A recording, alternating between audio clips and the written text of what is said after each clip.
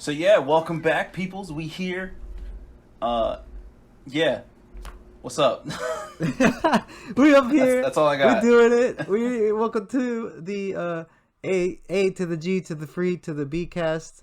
Um, this is Lou. Over here is Manny. Um, What's up? we're just doing a weekly cast that we do. Covering topics like Well, video games, comic books, anime. it might not be 100% weekly. It's more like weekly as we can meet. Yeah. You can't spell. No, all right. Maybe you can't spell. I was gonna say you can't. You I can't spell can't weekend spell. without week, but like, you really can't. So, I think that joke kind of fell flat, to be honest. Yeah. So today I kind of wanted to do a bit of a. I don't want to say loose form, but it's more of like I'm trying to cover some topics I really wanted to bring up for today that Okay. I think would be pretty interesting for today. But Manny has no idea I want to bring it up, so it'll be a bit of a Yep, surprise. for me, it's all like freeform. Yeah, I mean, No it's preparation nothing you haven't whatsoever. heard before, but it's definitely something good to talk about. So, how do you feel about subscription services with video games these days? Like, we have like a lot of different kinds of subscription services, not just from like, like a PS Plus perspective. I'm talking like on top of that, but also, other services involving you. Okay.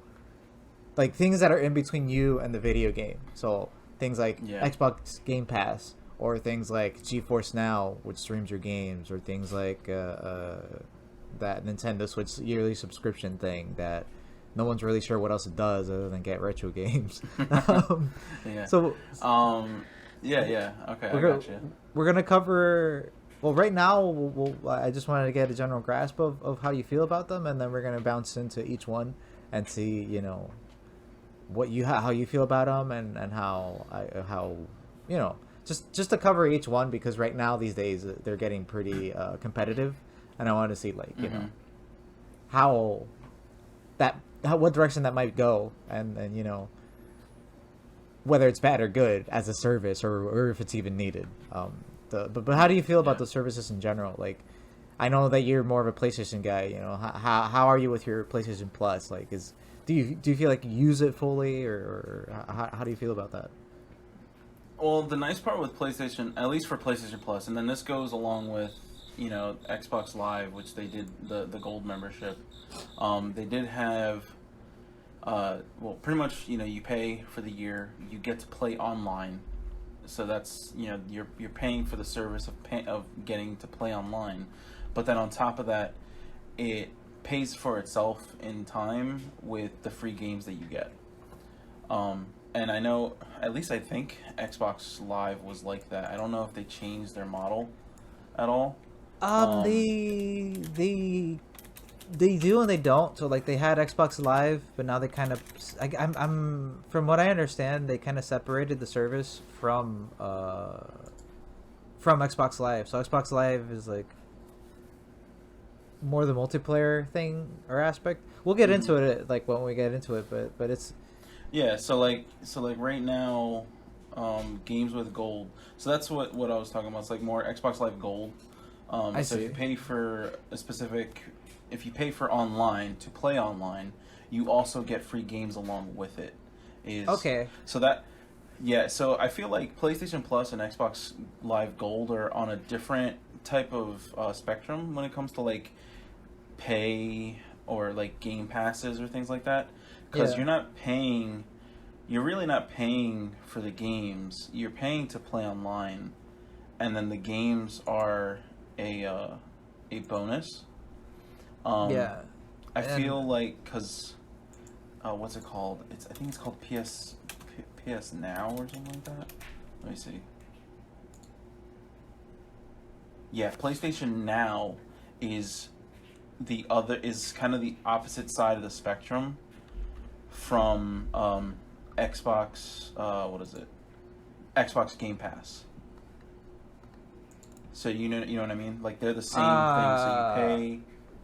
Right. You pay to have access to a bunch of games that you don't own, and you have Right. But and then you can don't. download them or stream them Okay. from there. Yeah, it's the same. It's basically the same system as the Xbox version of it. Yeah. I did not know that they also had a PC library for that too. I had no idea about this aspect. This will be an Yeah, it's interesting pretty discussion cool. today because we're actually gonna go from the other services and we're gonna end at the Game Pass and PlayStation Now. But yeah, Okay. this is but Yeah. just to kind of comment on that and how you feel about it. Like I did not. Yeah, so like PS Now is like their Xbox Live equivalent, I would say. So like, Yeah, I it's the guess I Xbox did. Game Pass equivalent. Yeah, because I did not know. I'm not as familiar with the PS sides of things Mm-hmm. as far as services are concerned. So I figured I'd ask you to get like a bit of an insight on that, which is gonna be good because we're gonna have something to bounce off of. Because I'm on the other end where I know Yeah. more about the other side. Yeah, I know more about the other side than I do Xbox. Xbox is like, even though like I can play Xbox games on my PC, I don't really look into the Xbox side of things. But in terms of that as a service, if the value, if it has good value and you know and good games behind it, then I can see where it's a good value. Like the price equals what you're getting out of it. But you also have to be one of those people that are going to utilize a service like this. You have to be able to play these games, to go through them and then keep kind of going through the cycle of all the games that are going to get added. That's how you can kind of get get what you paid for, in a sense. Yeah. So that's the main thing, is that you do have to kind of know that balance of, as the price that I'm going to pay every month or every year equal to how many or how I'm going to play. And that really just depends on the person. Me, I'm the type of person that I base a game's monetary value of how many hours of gameplay I'm going to get out of it. So if I know I'm going to play this game for 60 plus hours because it has a great story mode, great, like maybe a cool multiplayer mode that I would play, or a bunch of side missions that are really interesting, then I'll pay the full price of a $60 game. If not, then I wait till it's on sale. Then I'll evaluate it. Okay, is this game like really gonna be for me, a $30 game or a $40 game? It's kind of one of those things. So like a lot of the like new games that are coming out, I look at it and I'm like, am I gonna get that many hours of gameplay out of it? Am I gonna get 60 hours, 50 hours, or whatever out of a game at least? Yeah, You know what I mean? and that really, when you take a look at it a game by an individual basis, it's a very I have that same idea when I look into a game. Am I gonna in a sense that, is it going to pull me away from the games I already have? That's the way I look at it too, which is kind of like the same result. But when it comes to services like it's for me, it's sort of like, okay, so what games do you have, right? So like, what am I right. going to be sinking my teeth into? So like, if I'm looking at PlayStation Now versus Xbox Game Pass, what does Game Pass have, and do the games that Game Pass have, like, are they going to take my attention way more than the PlayStation Now ones do? And that is kind of a bit of a different way for me of looking at it, because their pricing is about the same. It's about the same pricing. I think Game Pass is cheaper, but we'll get into it when we get into it. But it's like, yeah, after looking at it, I think it is a little bit cheaper.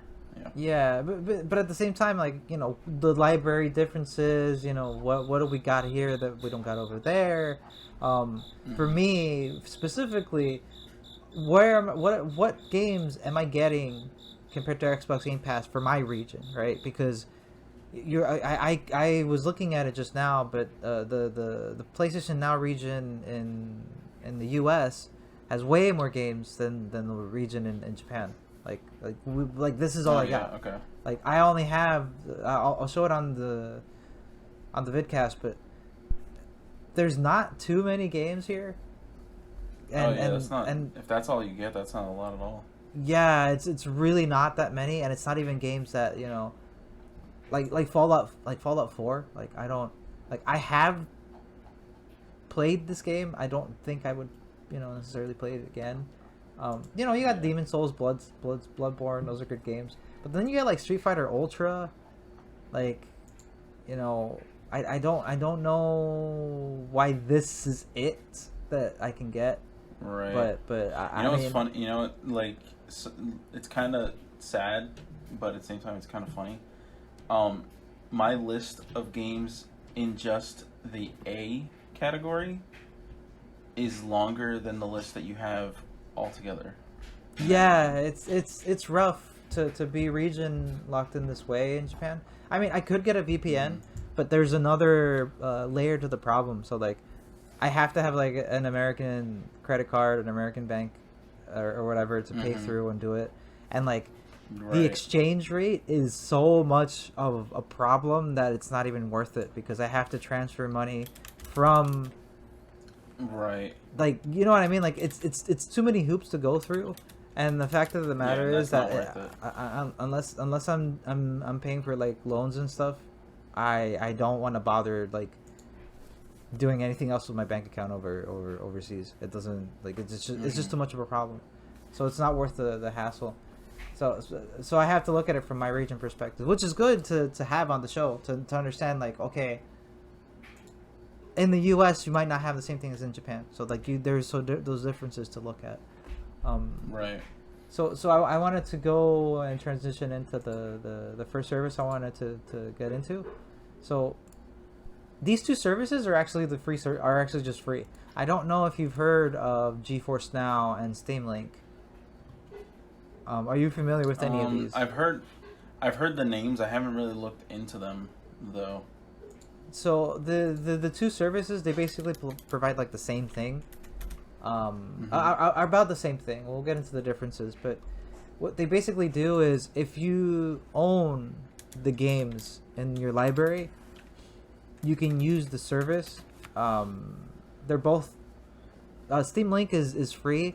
GeForce is technically free. It's a bit there's a few caveats to it, but basically if you own the game, you can just play it. And you can play it streamed off of like, it's like remoting into a computer basically, but they're optimizing it so that you can just play any game you want. Right, like, you like can play it live-wise. off your phone or off of your potato computer, which is like the intention. The main intention is that you can play off of your potato computer for GeForce Now. For Steam Link, not so much the case. For Steam Link, it's like, okay, you use your own computer to stream your game, right? So all I'm doing is I'm doing like this advanced version of RDP, of remote display projection, and then I don't know, I forget if that's what the acronym is, but you know what I mean. I'm remoting into my own computer, but through a Steam interface that optimizes it for video gaming. Yeah. If I had a crappy computer, I probably wouldn't be able to do it as well. But how do you feel about services like this that let you play the same game on different platforms in the same way that you would experience it otherwise on your computer, on your normal computer? I mean, I truthfully think it's a good thing for one, because it allows people that really want to play like certain games, but don't have the monetary income to beef up their computer. It allows them to find different avenues. If you have the latest iPhone or a tablet or even an okay computer, you would at least still be able to enjoy the game as if you had an overall beefy computer.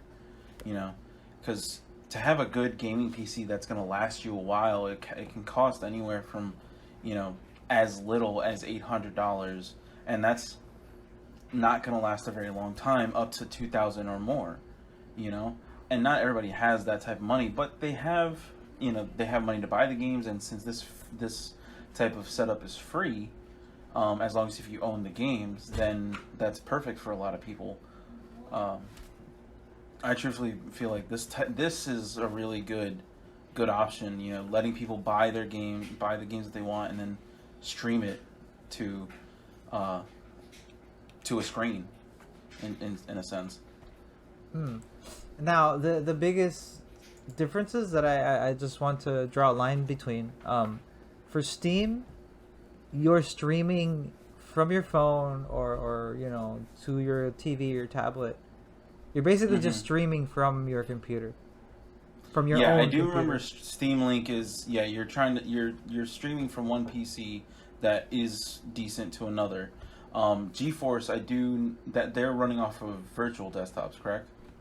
So just to clarify, the Steam Link, it's using your computer, so it's not going into a cloud. It's using like your actual computer to stream to your phone. Yeah. GeForce I now, know. GeForce Now is just has like a cloud server, and it uses virtual desktops that are like drawing from a very, very big like graphics engine, so that doesn't have that. So if you have like a bad rig or whatever, or you don't want to overload your computer, you can do that. Right. However, based on a lot of the testing that I've done from beta on GeForce Now, there's a lot of different little problems that kind of pile up on themselves. We're both in tech, and as you know, infrastructure is not as pretty as people see it on face value when they're using their computer. It's kind of a mess, especially when too many people are using, like, you know, any single network, or, you know, transferring too many files at the same time. GeForce Now has that problem where if it's like a peak time, you won't have a laggy experience playing, but you'll have a drop of quality. It's like you're watching a stream you can interact with, basically, if that makes sense. Okay. So your quality goes down. So I was playing League of Legends on it, but I was playing, you know, I was trying to play on the NA server, and there's no lag because I'm basically double streaming. You know, I'm playing on the NA server, but through GeForce Now, so that I don't have to lag in Japan. However, doing that, I had no lag, but I started to have some connection speed problems because it was kind of peak time in Japan, and I couldn't read the text. And it got up to certain points where I was having trouble seeing some of the abilities that were this like similar color to like the map, and I was getting a bit confused. Like I was like trying to like figure out. I felt like an old lady trying to drive. Like it was, it was pretty difficult. But at the very least, I could kind of figure out what was going on. But I felt it was kind of miserable. I was like, wow, this is pretty rough. Okay. And right now for Japan, I think they're kind of in half beta still, not necessarily public, because they have to go through service providers to do their data center stuff. So right now there's like the big ones are like Docomo, SoftBank, and AU. And they have like their own data center stuff, but they're still partnered through GeForce Now. This is just a small aside to understand like how companies work in Japan. So everybody works through partners as opposed to like one company handling all of it. So right now my phone service provider is the only service provider that can, well, basically how the partnership works with GeForce Now in Japan is phone service providers are the only ones that can let you connect to GeForce Now. They've basically monopolized it.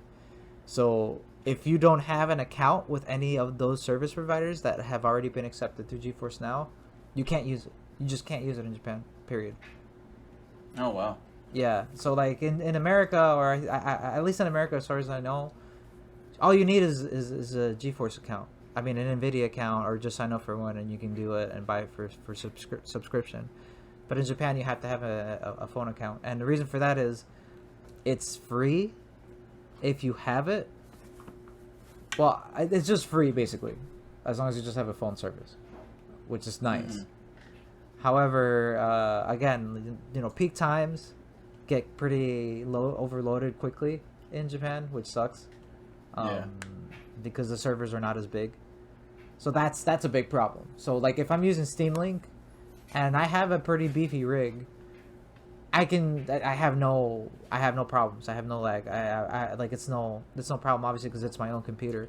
So like if I'm using, because I have a work computer and it's good for doing work stuff and for coding, but it's not a gaming PC, right? So if I want to play video games and I have my work laptop and I'm like, I'm off to, I'm hanging out at the park or whatever, and I want to play some like, Legends of Runeterra or something. That's a bad example. Let's say I'm trying to play Dota. I can do that and I have no lag and it looks great. But that's all also relying on my computer. And those are the two differences, right? So like, yeah, there is a use case that's significantly different for each service, even though they provide kind of the same service, right? So like if you're looking at GeForce Now, I have a crappy computer, or I have a computer that is not made for gaming and I want to play video games. Okay, let me go to GeForce Now and then try it out. Yeah, it caters. Both of these things have a similar platform, streaming video games, but it caters to two different audiences. Yes, I feel. But however, the similarities are that they both can stream to your phone and tablet. Right. And GeForce is significantly worse than Steam Link. And I'm talking like it really is not good. So that kind of goes dependent on, as you said, it depends on peak times, it depends on network connection, because you're not connecting to a dedicated machine that's yours. You're connecting to a virtual machine that's being shared by God knows how many people at that time. Yeah, and to compact on that, the interface and the technology for the streaming is not optimized for mobile for GeForce Now, which is another problem. So when you pop in Steam Link already has its very clean UI for playing on mobile, and they have like their their touchpad for controllers and stuff if you don't have a controller already. With GeForce Now, it'll just say you need a controller or you need a mouse and keyboard or you can't play this game properly, and it's a mess. It's basically like it's like I'm using like AnyDesk or whatchamacallit or Log Me In or Rescue Me or like any of those like remote services to remote into your computer like from wherever. That's basically what GeForce Now uses to like connect. So if you don't have the right devices, you might as well just not bother. So like I was trying to play this simple card game thing that I play called Cultist Simulator. It's just a single player card game, and I tried to play it on GeForce Now and it was a mess. Like I couldn't do anything properly. But I played it on Steam Link and it has a supported touchscreen for specific games, so you don't have to worry about that stuff. That's pretty good. Yeah. So what I did was I tried to launch, there's like a Steam launcher in GeForce Now, and that still didn't work, so I kind of just gave up on it. And that's another funny thing. So GeForce Now can launch Steam for you. So it's like a kind of a, what is it? It's like a Russian doll of launchers. It's kind of it's a bizarre experience because GeForce Now isn't supported for all games. So, you'll try to launch certain games and it'll just be like, yeah, we can't do this one. Okay. But it has like games across other platforms. So like if there's some games on Epic Games launcher, there's some games on I think on Ubisoft's launcher too, and on Origin. So Mm-hmm. I think that's kind of an advantage. That I did now that I finally covered all the points for it. So how if you had to use one of these services, which one would you use? One, or both, or none, if any, and how would you use it? So, I guess so. My main thing would be if I had to use again, if I had to, it'd probably be Steam Link. The only reason is because I do have a beefy rig. It's strong enough to play majority of any games, and I have decent internet, at least to stream outwards, as well as if I'm hopefully wherever I am, to connect. Hopefully I have good internet, but Steam Link would probably be my choice if I had to use it. Okay. Would okay. I ever use them? Probably not, because when it comes to certain games, I'm not big on. Like maybe I might, like if I'm traveling for work, then I might use it to play a game here or there on my iPad. But anything smaller than my iPad, I would never play on. Yeah, oh my god, I'm yeah. not. So I have some video games on my phone, very little. I rarely ever play any of them because I don't like small screen. Like I don't like small screens, which is why normally when I get a phone, I get like the biggest size phone I can get because I like the larger screens. One, it fits better for my hands, and two, I don't got the greatest eyesight, so I need Yeah. something to see. So yeah, like all in all, I feel like Steam Links would be more targeted towards me because I do have that better rig. But if I didn't have that rig, truthfully, I wouldn't be able to use Steam Links. You would have that same experience as you would have when GeForce is at peak hours, where the graphics don't look great, or things are blending in together because it's not transferring the data fast enough. So you kind of could have that same issue if you don't have the proper specs for it. You know what I mean? Yes. So that's kind of where I land. For me, I'd lean more towards Steam Links, but if I didn't have the beefy rig, then I might go GeForce, because at least I'd be able to play those games that I'd want to play on a PC, and I would probably still have the same experience, since I either wouldn't have a PC, or maybe the PC I have is too crappy to play the games. So.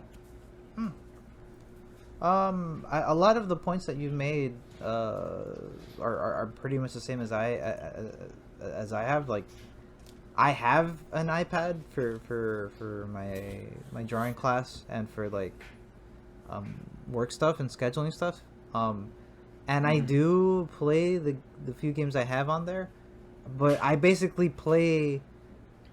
So my rule is, if I can't get the same experience and I can't synchronize my account on a mobile device with that game that I can on my computer, then I'm not likely to play the game unless it's like very unique. So like I basically just play Right. Legends of Runeterra, which is like a card game, on my phone and on my iPad and on my computer, and it's the same experience for all stuff. That's optimized for each device, and that's it, right? I'm kind of like you, where I don't have too many games on my phone unless they're pretty unique. I generally like do app stuff, do camera stuff or work stuff on it, or like study. I would say like I don't use Steam Link. I just like playing around with it to see how it works, and that's really it. I don't actually like use Steam Link. But there is there's this other little thing that Steam Link does do, where it can turn your phone into a controller.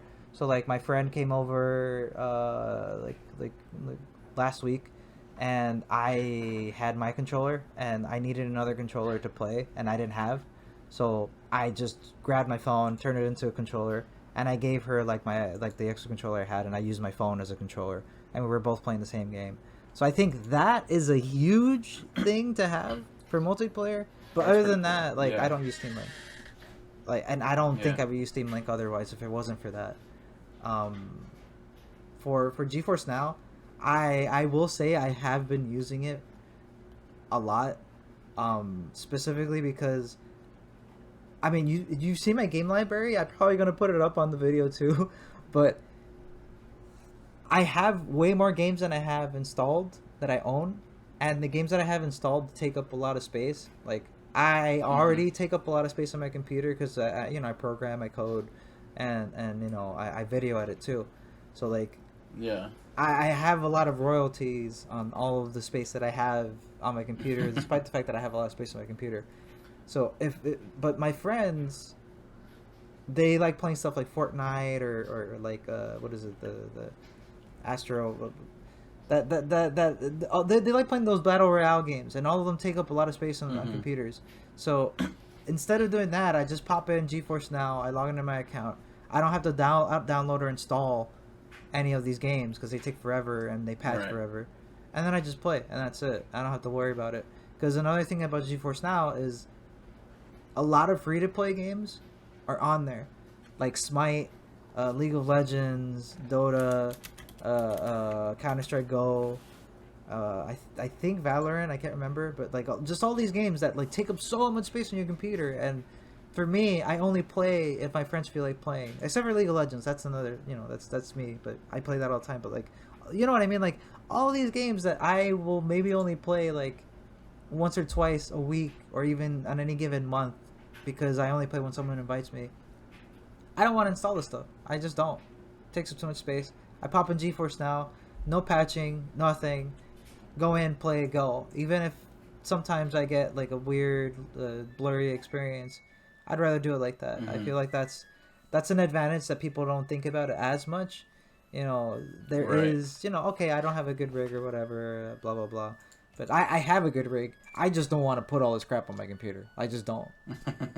like Yeah, so that's a good way to utilize it, especially because it's something it doesn't cost anything. So it just plays the games that you own, yeah, which yeah. is nice. And it's technically where the future has been going for a while now.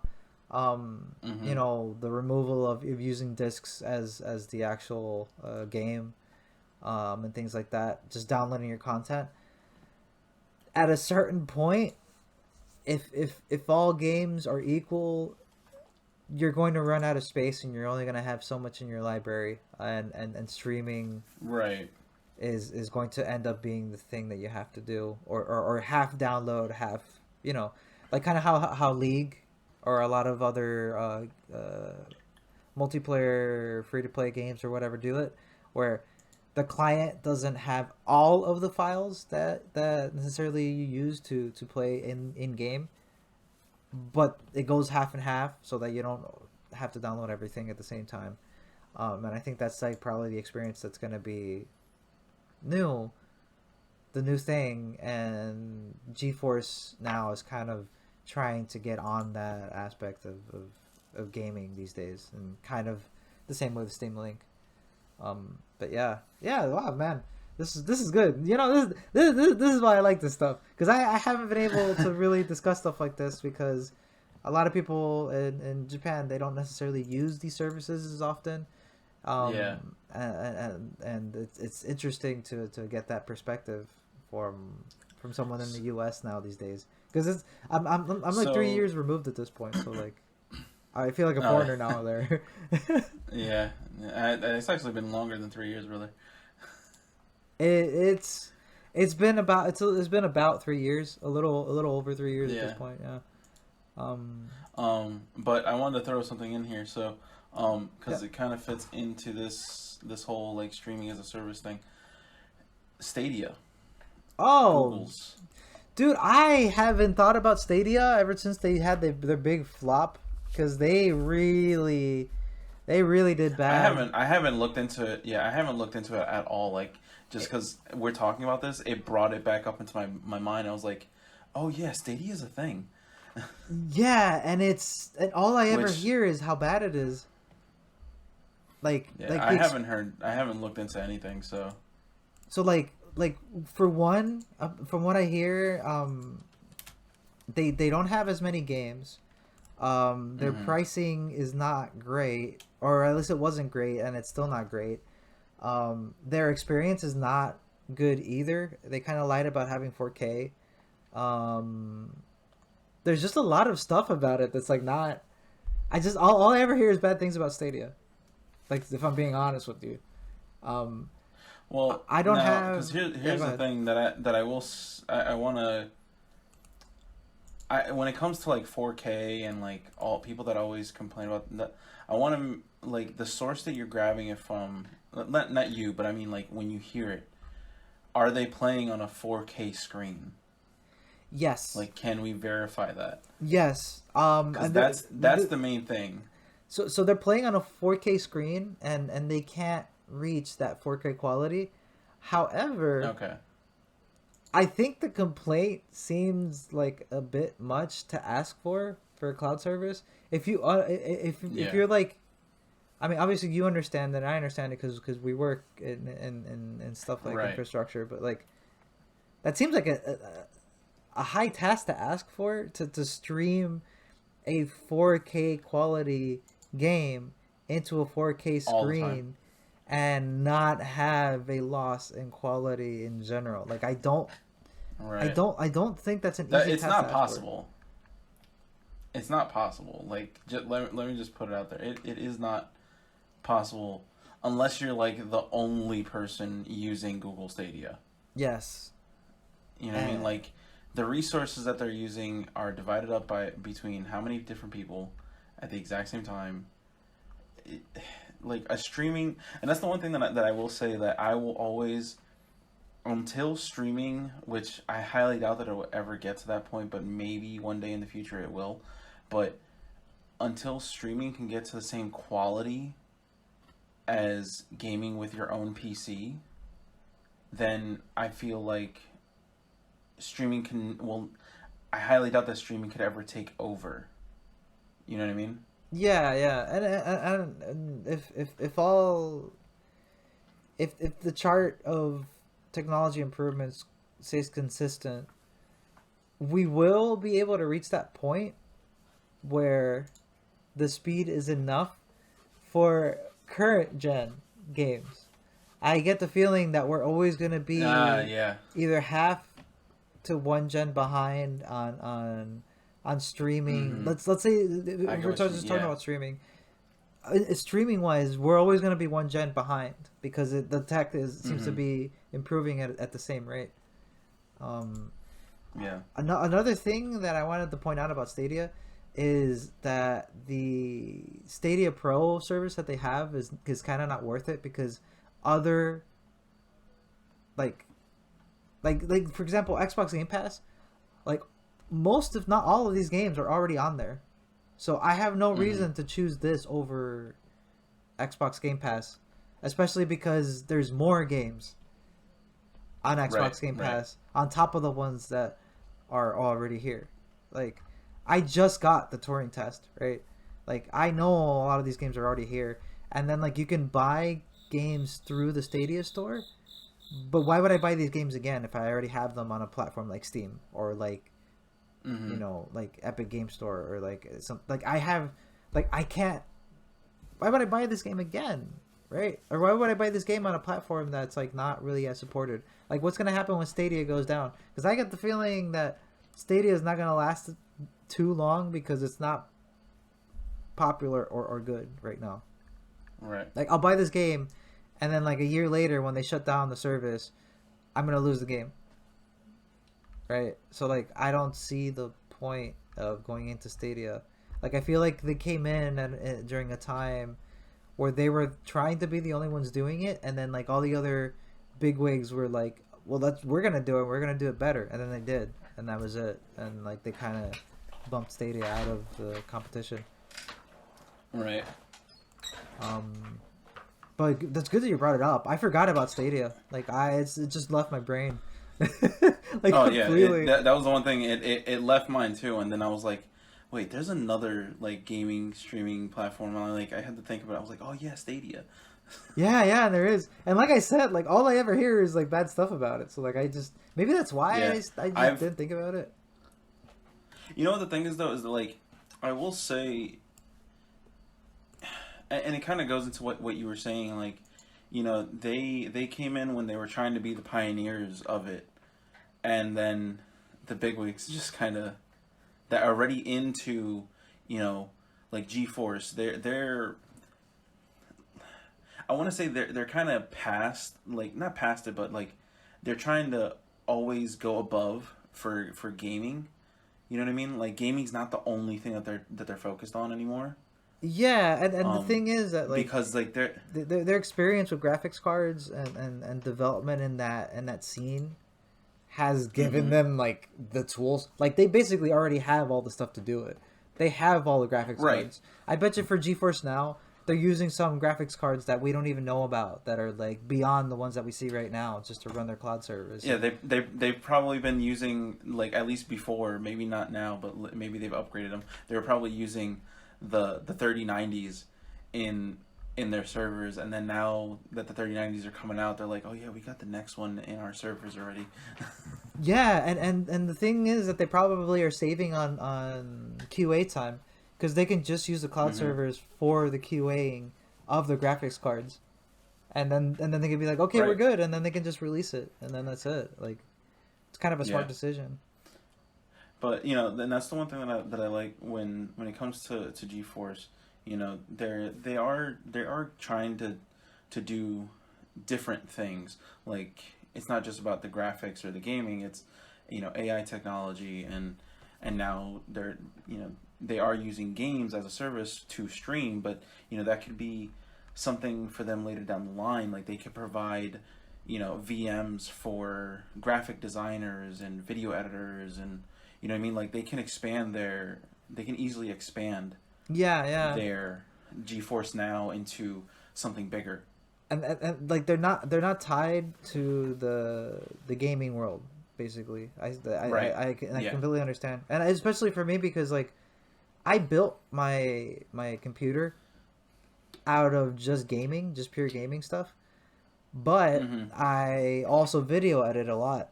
So conveniently enough, if I need to render stuff, it takes a lot less than it would for a normal computer, and I can play stuff that's like very intensive on my computer too, and Right, and it's and the one thing that I always tell a few people is like, yo, if you really want a good computer to do like editing and stuff, just build yourself a gaming computer. It'll do the rest.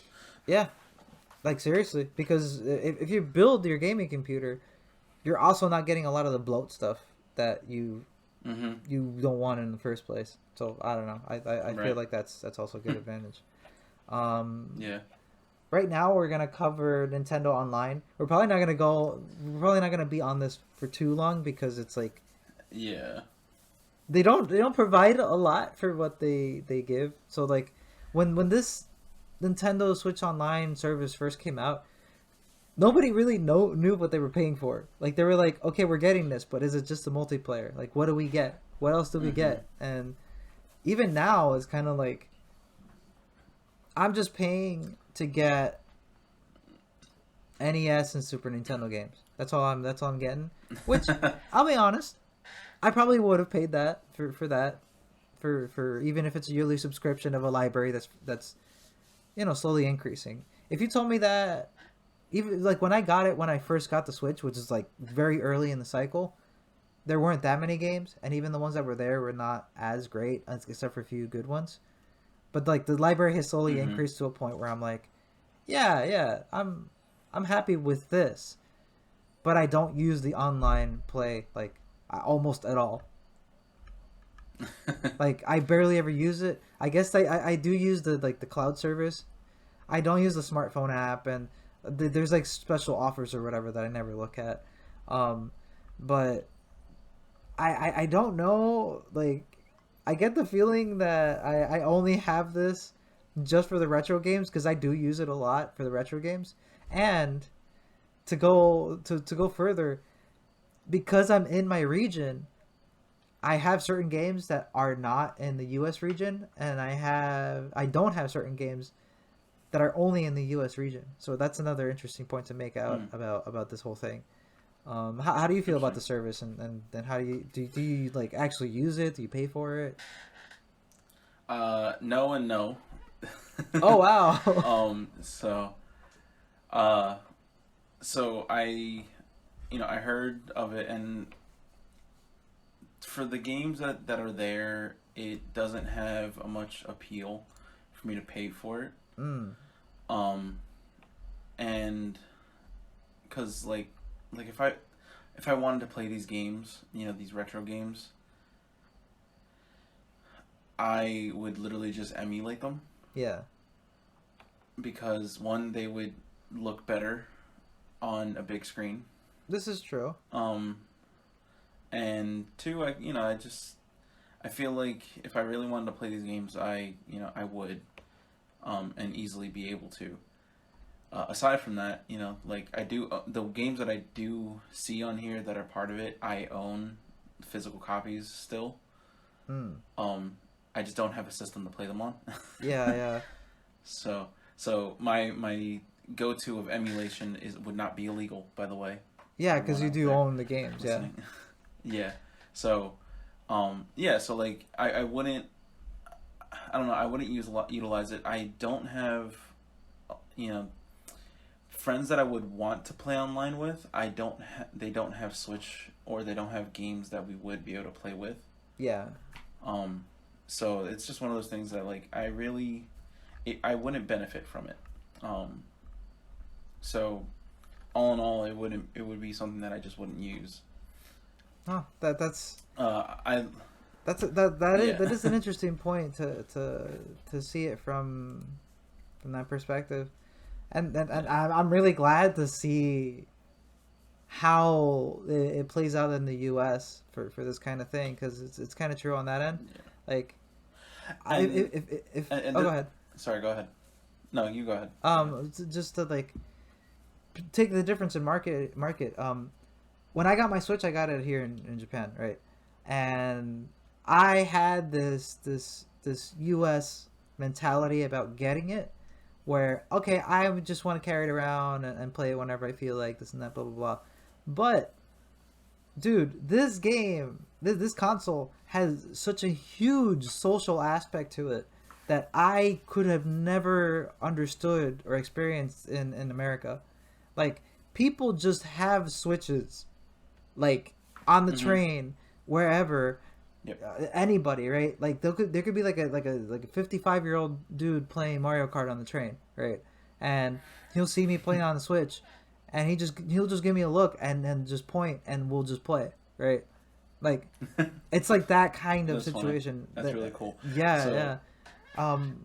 What's funny is that I was actually before I let you speak, I was actually just about to say the cultural difference of handheld devices versus in Japan versus the U.S. is dramatically different. It really is. I was literally just about to say that, because it's very crazy. Like, people really use the crap the shit out of the DS still. Like, they really use it a lot, like more than I expected.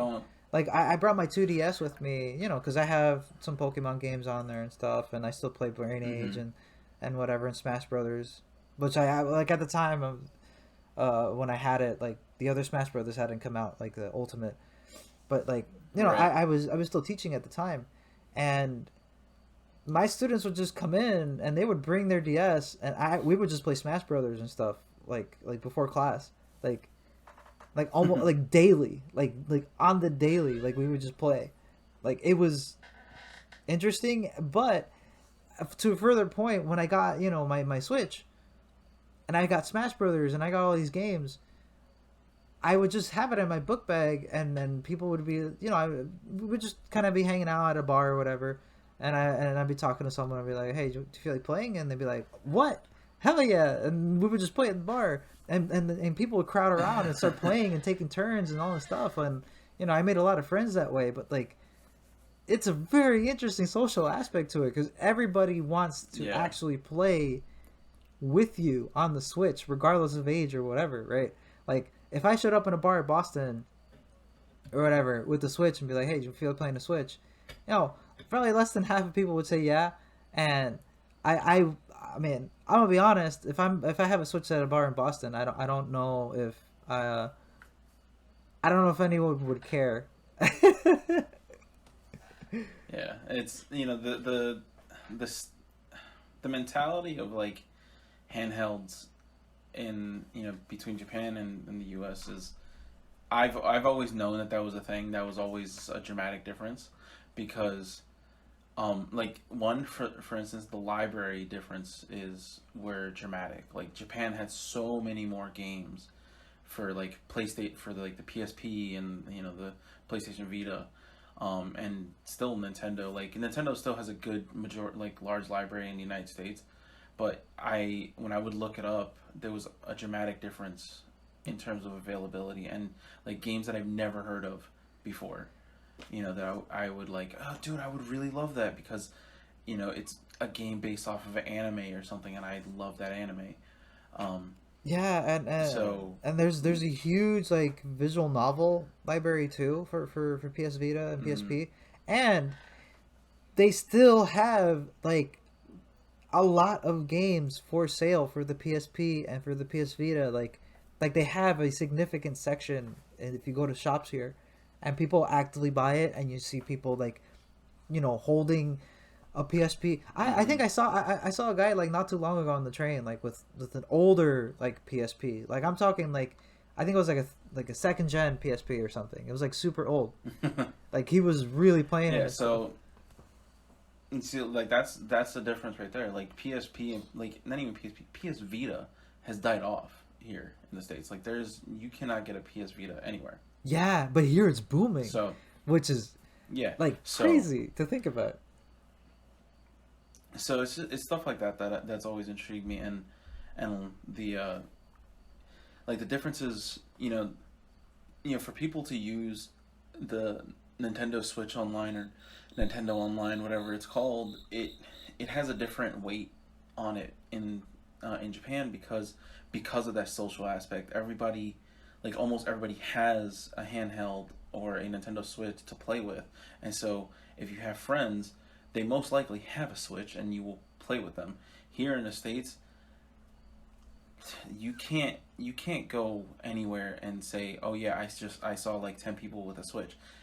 You'd be dumbfounded if you see someone with a Switch. You're like, oh dude, that guy has a Switch. It's more like an event than anything else. You know what I mean? Yeah, yeah, yeah. For, So like and like you're right on point about that because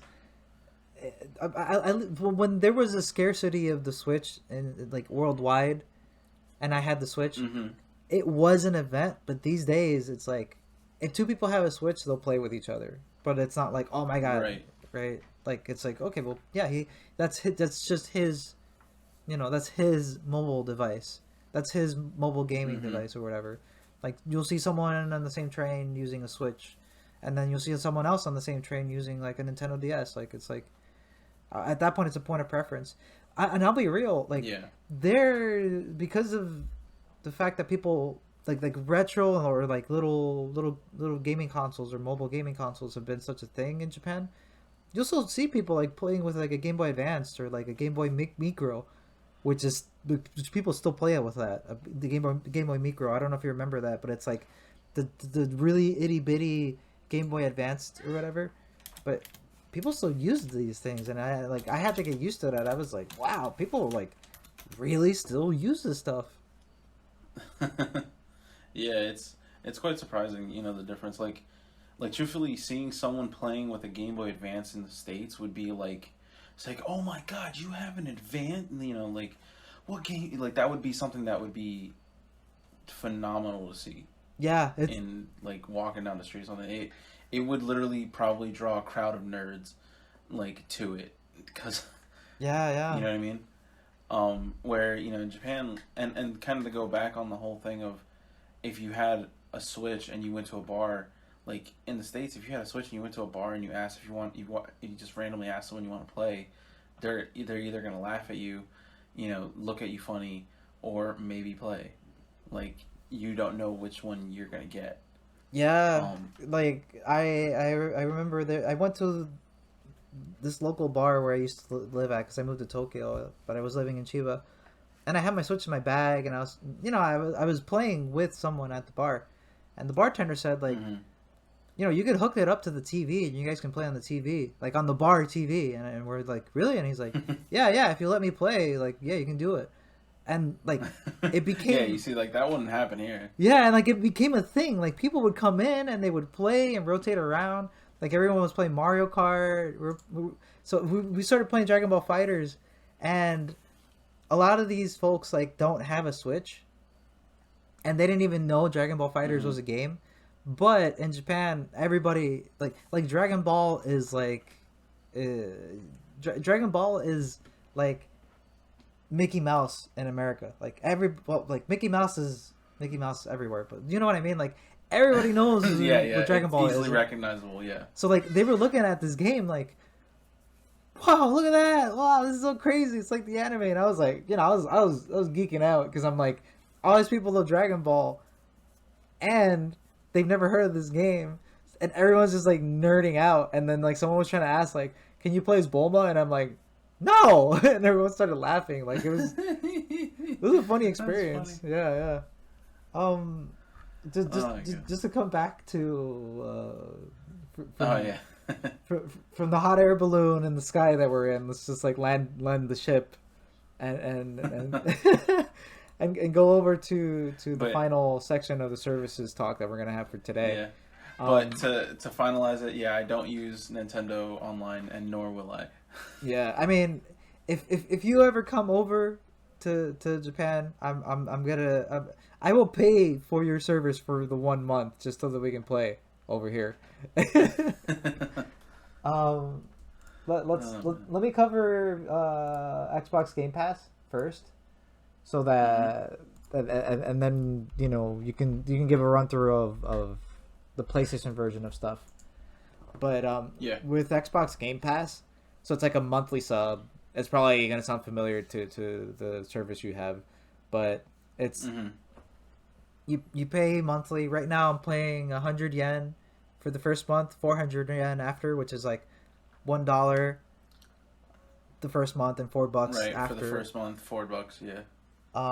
And Okay. you just get access to a library of games basically. And I think to make a differencing point between the two, there's two different game passes. There's one for the PC and there's one for the Xbox. And not only are the libraries, some games are missing here and there and stuff. I guess due to licensing, some because some are Xbox only or console only. But I guess the streaming is a little bit different, right? Because you can stream from your Xbox One if you have the Game Pass for the other one, but you cannot stream anything if you have the PC version, right? You just can't. There's no streaming involved, as far as I know, and at least for now. So if you have Xbox Game Pass for the PC, you can only play on your PC, which, I'll be honest, for me, I don't mind, because the games that, like, the huge library that they have and the games that are there, these are not games. The games that I installed so far are not games I want to play or stream on my phone or on any other computer, because they're I was playing Delivers to the Moon last night, and that game is incredible, right? And to get that experience, and it's a single player experience, it's a linear story, but I'm going to play it and then finish it, but there's nothing beyond that experience other than the full experience. It's like a movie, right? Mm-hmm. For me, I see that as like, I'm getting my money's worth out of it just by playing this game, because I'm getting a lot of hours out of a game that I wouldn't be sure about buying, but I would totally rent, right? And with that service, you get discounts off of games, like significant discounts if you want to buy games, in general for the PC, not just games that you can get on Game Pass. So that's how the service works for the PC version. The Xbox version has about the same idea, and you get like a free game every month too, which is in addition to that. Oh, nice. And I think the other aspect to it is there's like other features to it. There's something about like you see, I'm not as familiar with the PC. I mean the Xbox, the actual Xbox version of it. Let me actually look at it right now, just to clarify that. Yeah, it's about the same. Free game a month. But yeah, and just to point out, this is like different. Oh wait, well they include gold, right? So they include gold with it, which okay. just means that it's all just one service. There's no separate payment for different services. You just have gold. So if you have Game Pass, you have gold. Oh, so that's probably why they got rid of the yearly gold pass. Yeah, because Xbox recently just did that. So and as far as I understand it, you can get gold independently. I think for like a way cheaper price. But if you get Game Pass, I think it's worth it anyway. I don't think there's a point of getting just gold anymore. But the biggest thing that I think is, for me, crazy is that EA Play membership is going to be included with the Game Pass. Yeah. I think that's crazy. That's a good, that's actually a good move with Microsoft to team up with EA, EA Play specifically. Yeah. Let's really. I'm not mistaken. I want to really emphasize that they're adding EA Play. I don't think they're teaming up with EA, because if they were, the services would be more expensive. I'll be honest. Yeah. Oh yeah. Of course. But no. Yeah. Teaming up with EA Play, because if I'm not mistaken, EA Play did not do too well. Yeah. No. It did. In terms of sales, it really it didn't, because their service was just not optimized. It wasn't. They really didn't provide anything different than any other service. So, yeah, I think that's basically why that happened. Let me just look at the price plan differences. So yeah, you have your PC version, you have your console version, and yeah, so in Japan the pricing is different. It's actually $5 cheaper in Japan. Because I think $5 cheaper. Yeah, because it's for the PC one. Yeah, so right now it's $5 cheaper for the PC one in Japan. Like in general, like here, like in America, it's like $1 for your first month, then 4 months, and then it may increase to $9 at some point. However, in Japan, because the market for the Xbox is so small, they're not even bothering increasing it to $10. Based on what I know. I gotcha. That could change, but that's what I understand. Well, is there even a market for Xbox? No, I thought that wasn't even. It's like barren, because so the actual real problem is that Sony kind of monopolized the gaming market. So you have problems like they'll buy off the license for certain things so that it doesn't come out on any other console, separate from other regions, right? And their marketing is kind of monopolized too. So you almost never see an Xbox ad, like almost any on the signs anyway. I was about to say that I thought I heard that as well. So yeah, that confirms what I've heard. Yeah, so like you just see Sony here, Sony there, and their pricing is about the same for their consoles and stuff, but used Xboxes. And sometimes you'll see like sales, like you can get an Xbox for like I can get an Xbox One right now for like $200 if I wanted to. Like, no, that's around the same. Like an Xbox One, yeah, that's about the same what we have here. Like brand new, like untouched. And I'm not talking about this year. I'm talking about like a year after it came out. Which I don't know if that's about right, but it's pretty barren. Like the sales are just pretty bad for Xbox in Japan in general. It kind of sucks, but I can get a lot of stuff for cheap if I wanted to get into Xbox. Yeah, like right now the Xbox One consoles are 300 for the Slim now with the 1 terabyte hard drive. Oh, jeez, that's $100 more than the average price of a new Xbox in Japan. Like Yeah. seriously, Wow, that's insane. it'll be like 200 or 250. Like I think the Star Wars special edition whatever I saw for like $230, which like it's a special edition Xbox, and I'm like, well, okay. Yeah. But yeah, Well, interesting. that's But basically how it works for Xbox. I have, like I mentioned before, the PC version of it, and it's been working great. I've installed like 1, 2, 4. I've installed like 8 games already so far, just from nice. getting it like 2 days ago. And it's great. It's nice, and I'll be honest, like this is a great way for me to rent games and try them out because to be completely honest, I might buy a few of the games that I have on Game Pass already because by trying it, by playing through it and stuff, I can see whether or not I would buy it, and I'm like, okay, I want to buy it, and you Right. get a significant discount on it. I think. Let me check. Let me check Outer Worlds right now. If I buy Outer Worlds, I mean that's not the big of a discount. They take off like 20, like $13 off. But I think it's because it's that new of a game. But you know what I mean? Like Right. I'm still willing to pay that much now because I enjoyed it a lot, and now I'm like, okay, I'm in. I know I'm gonna put hours into this game, and I'm gonna replay it all the time. I'm gonna buy this game. Right.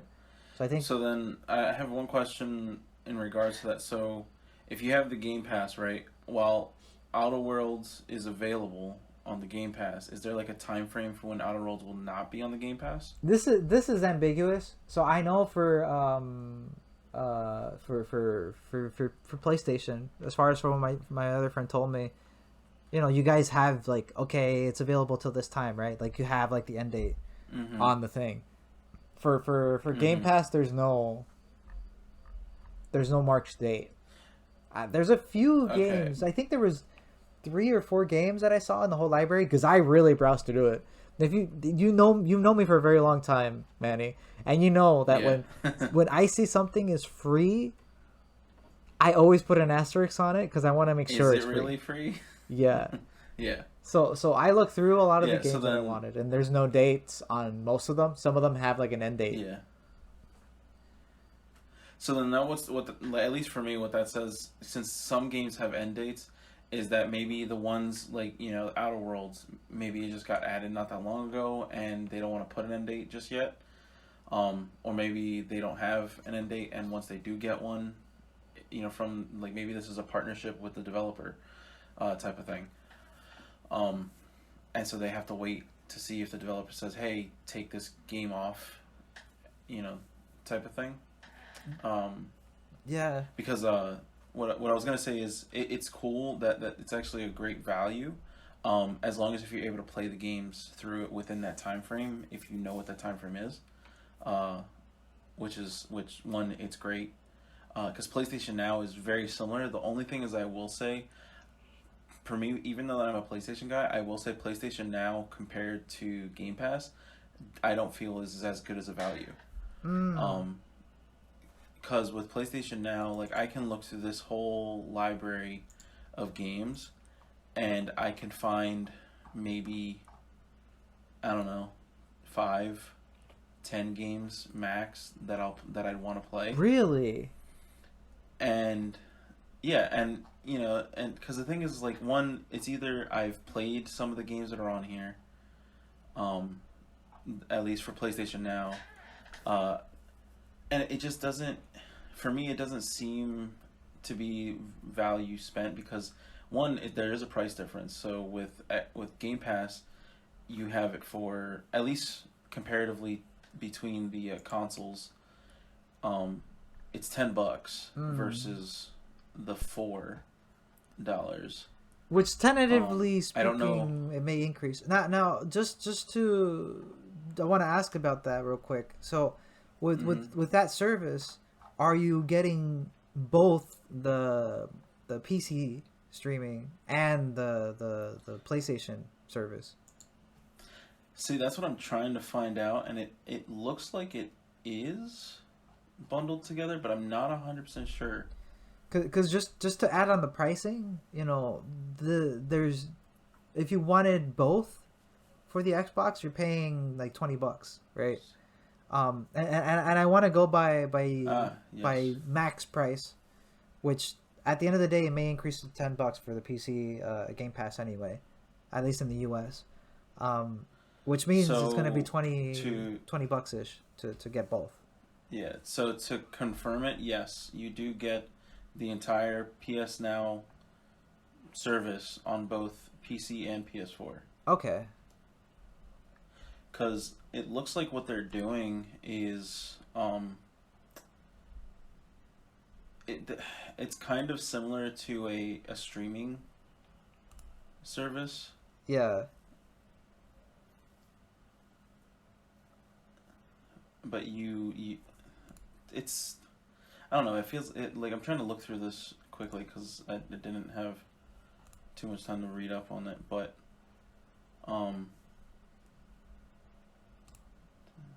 yeah, so I don't specifically know the US library for the PlayStation one. I would say that so far I've found too many games on the Xbox Game Pass that I like.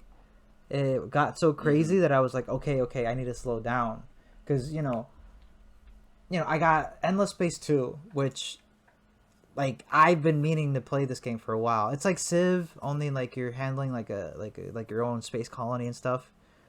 The Messenger, which is fantastic. I don't know if you've seen what that game looks like, but it's like Ninja Gaiden basically, or Ninja Gaiden. I always forget how to pronounce that. I don't know if it's Gaiden or Gaiden. Gaiden. It's probably Gaiden because it's Japanese, Gaiden. right? Yeah, Gaiden. So it's like Ninja Gaiden, but like upscaled. You got Dead Cells, which is obviously like a great game from all what I hear, and I've tried already, and it's great. Crusader Kings 3, Battletoads. Yo, let me tell you. Let me get a little aside, but like this new version of Battletoads. Like I was a huge Battletoads guy. I used to play it all the time on the Super Nintendo, and it was a hard ass game. I used to lose all the time, but I loved it. I'm playing Battletoads now, and like the artwork threw me off a bit. On the screenshots, it looked kind of ugly. Like I didn't like the way it looked based on the screenshots. I thought it didn't look great. I thought it looked kind of crappy. And you're probably gonna say the same thing too, because you look at the screenshots for Battletoads, and it kind of looks crappy. Like it doesn't look great. Like honestly, it looks kind of like crappy, right? It looks like a Flash game, right? But but when you play it and you see it in motion, and like the jokes and stuff, it looks awesome. It looks great. It looks so cool. Like when you play it, and like the gameplay, like there's a lot of different mechanics in the beat 'em up that's not just like button mashing. It's awesome. Like it's really, really, really, like I was surprised. Like I just installed that as a joke, but when I played it, I was like, oh my god, like this game's actually really good. But oh crap, I closed it. But you know, like but you know, just to make that main point, I'm getting a lot of value out of these games. Like I'm very happy with the service right now because of how many games I have. I've already put in, I want to say like 9 hours in the 2 days that I got it in the games that I played. And you know what's another thing that I kind of feel that makes it a little bit easier, especially if you have, you know, if you do have an Xbox, right? Getting this seems pretty good since it does include Xbox Live. Yes. Because then you would just transition that payment of Xbox Live over to the Game Pass, and then you're golden. Yeah. You know what I mean? I absolutely. Huh? I said absolutely. Yeah. Where with PlayStation, they're two separate services. Like you have to pay per year PlayStation Plus, and then pay per whatever you decide, month, 3 months or year, for PlayStation Now. I see. And they're two separate services.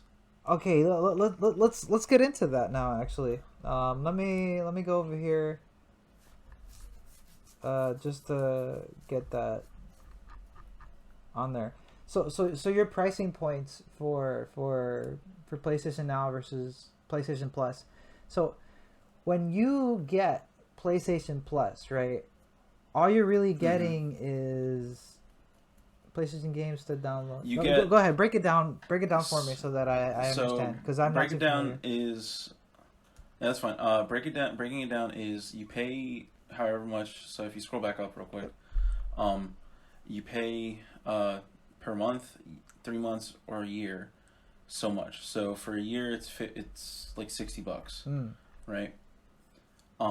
And what happens with it is, with PlayStation Plus, you get online. You get to play online.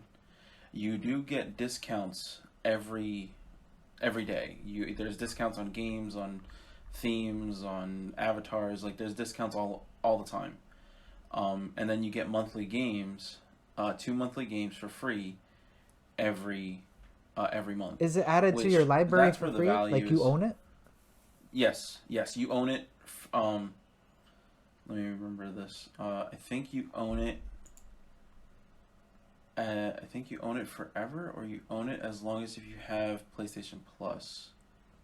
I don't remember off the top of my head, because the thing is, I haven't had to look into it for a while, because I always have PlayStation Plus.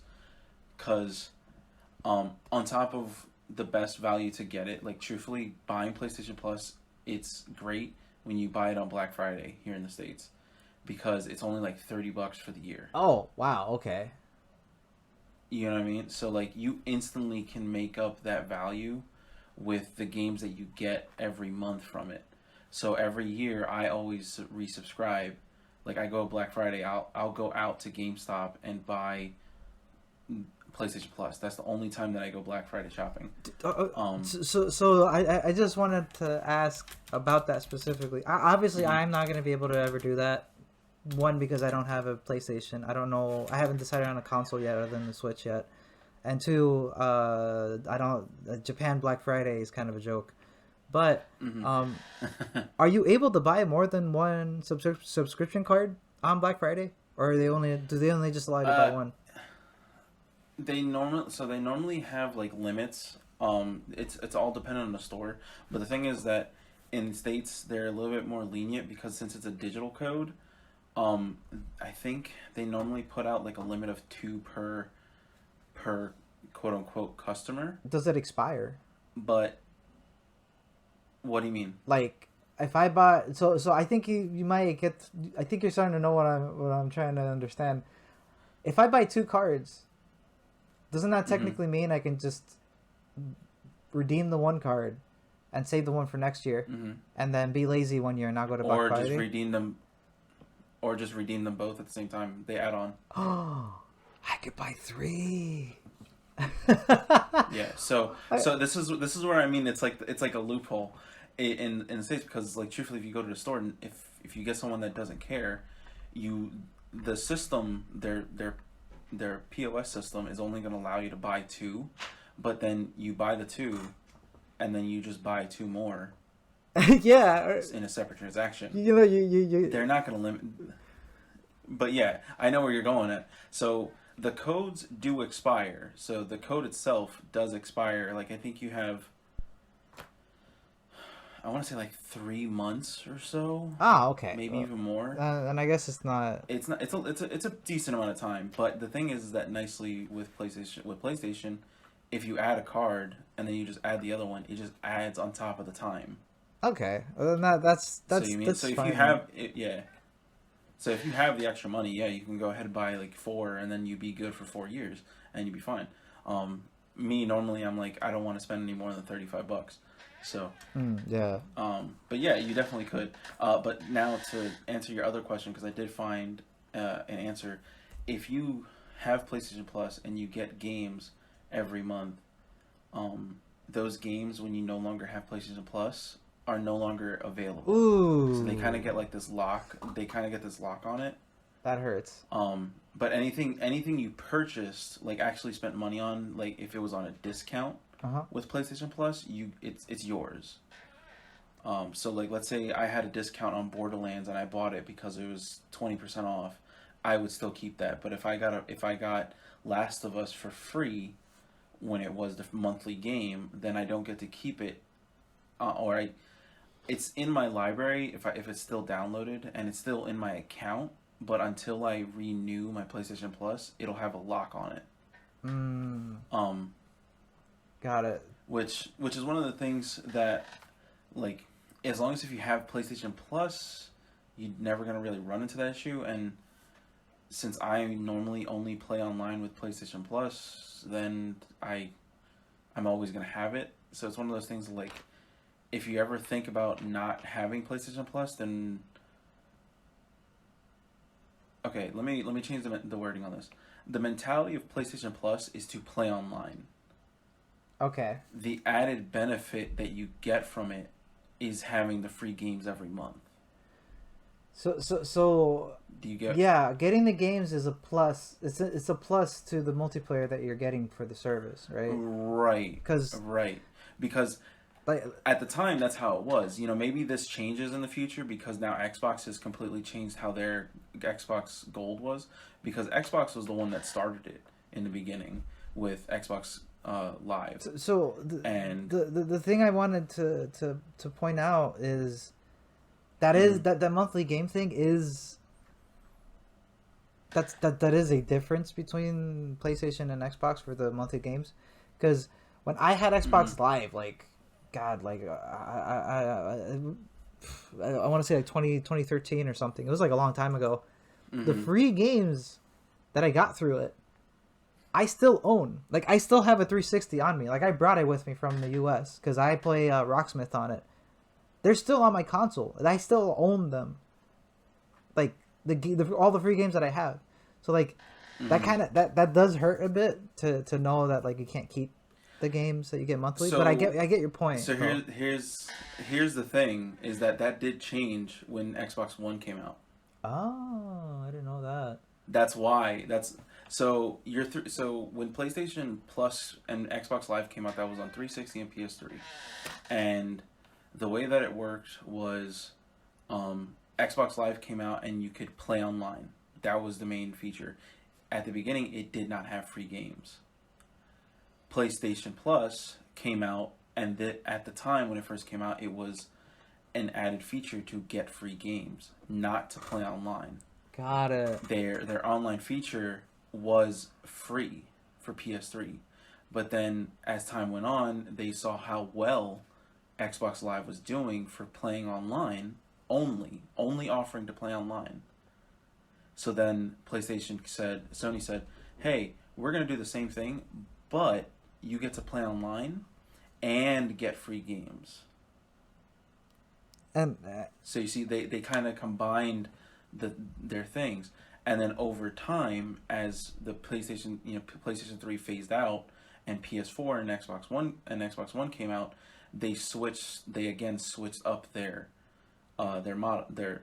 setup. So Xbox Gold later then became a very similar what PlayStation Plus is.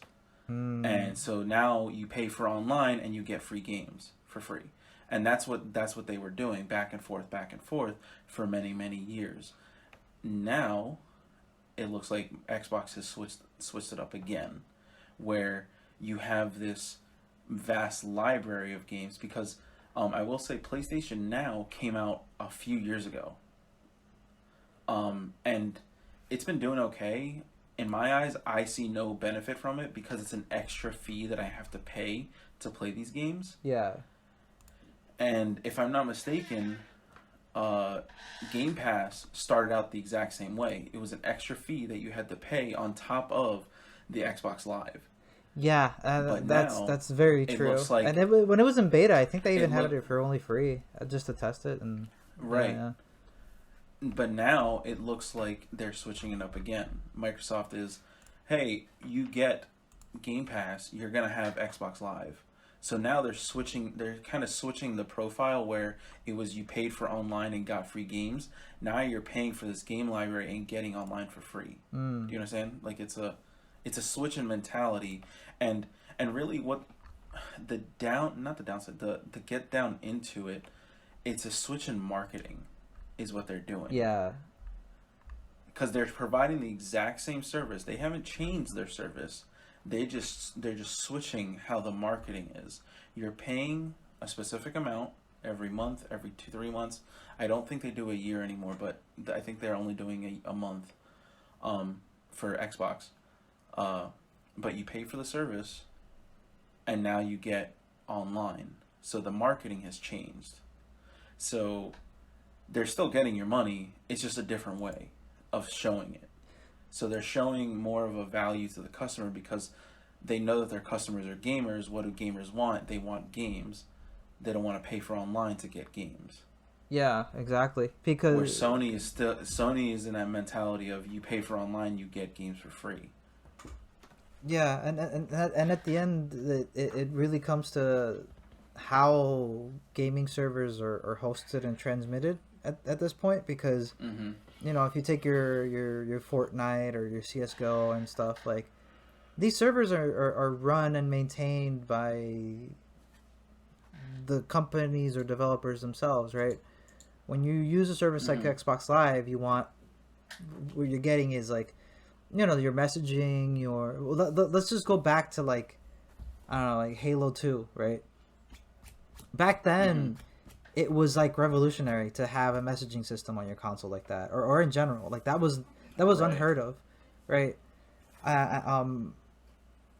And people thought, like, okay, I'm paying because I'm getting all these features and all this stuff to get.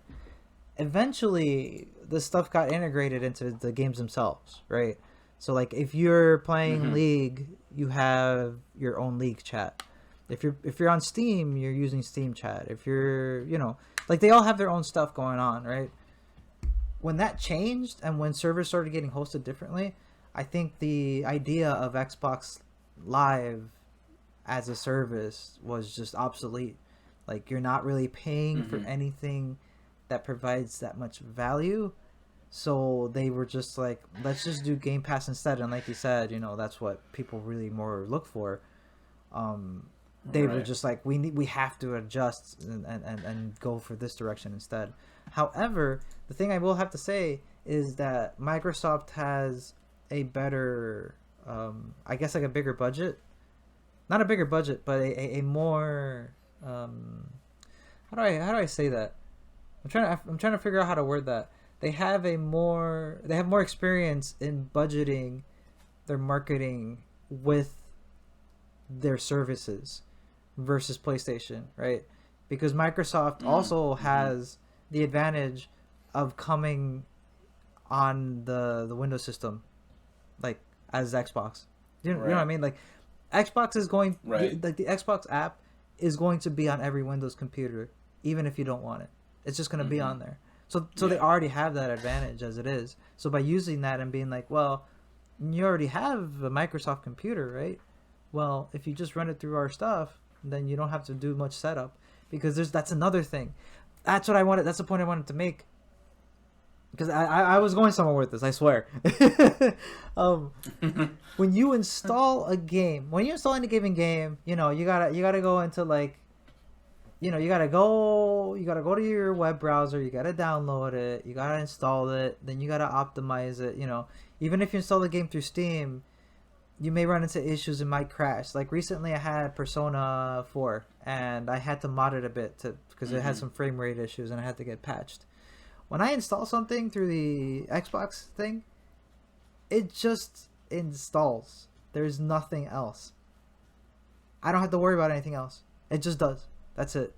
There's no other There's no other patching I have to do, because it already checks through Windows for updates. Like, I have nothing to worry about. And for me, as someone who has to fix stuff like that all the time at work, that's great. That's less mentally taxing.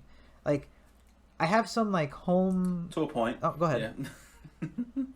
No, it just gets funny because Sometimes Windows patching is a laughing stock over here. Yeah, that's also true. I will say Windows patching is a joke, but I've installed Yeah. like really beefy big games so far, and they not only do they run great, but because they're running through the Xbox interface itself and through like the streamlined Windows UI, there's no extra steps. So if I open a game in Nice. like Okay. League, I have to go through 3 different steps, right? If I open Yakuza 0, which I play a lot, I have to go through Steam. Steam does a check. Then it opens through Steam. It opens Steam, right? Steam takes up space on my RAM. I don't like that. Mm-hmm. It takes up space on my GPU. I don't want that. When I run, I was running. I was playing this game, Deliver Us to the Moon, last night, and this game, it is a beefy game, despite the fact that I don't know how long it is. I don't think it's that long. I haven't beaten it yet, but it's beefy because you're an astronaut who's going to the moon, and there's a lot of realistic physics in the game, like super hyper realistic physics. Okay. So the engine is like chugging and chugging. When it runs, it just runs that. It doesn't run anything more than that. And I think that is something to point out, that I think that maybe just from a technical perspective, maybe people might not notice or realize is a thing and a difference. I don't know how it works on the PlayStation, like when you run it through the PC. I think maybe you could try it out and see how it works, just to test it out on your side, and then like maybe we can touch back on that next week. Yeah, I can try to see, because so the thing is that I would have a hopefully 7-day free trial. If not, then I'd have to pay for the month. And I'm sorry. Yeah, that's a good point. no.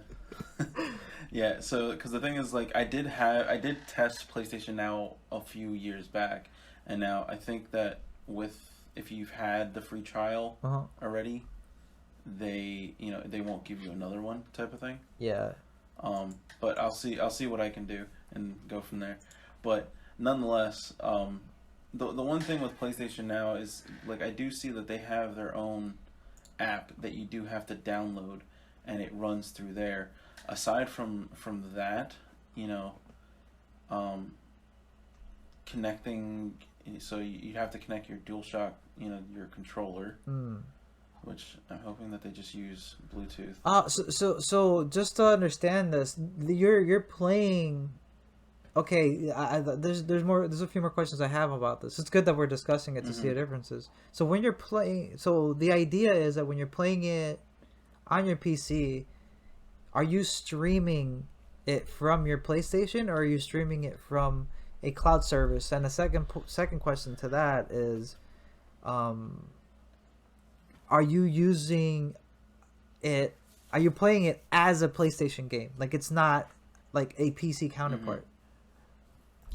So that's the thing that I'm not sure of, because based on what it looks like.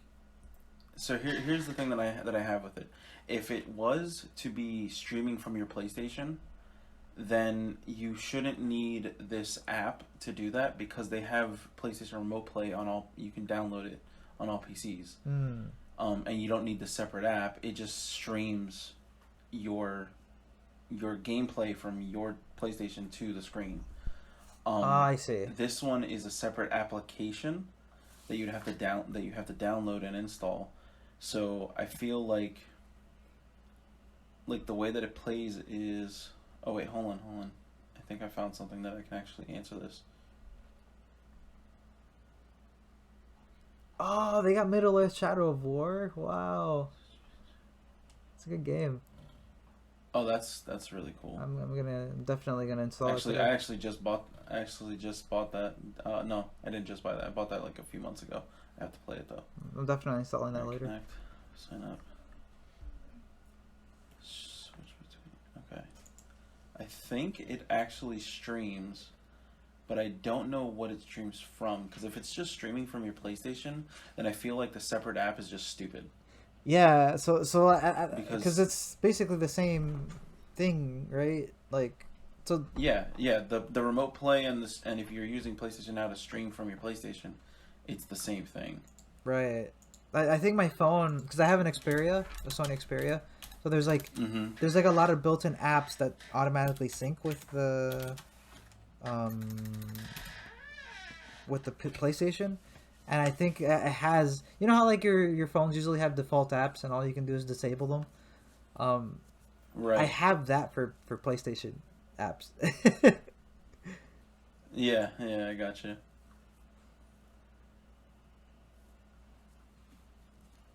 So yeah, so it's just streaming. It's just like the Xbox One service, right?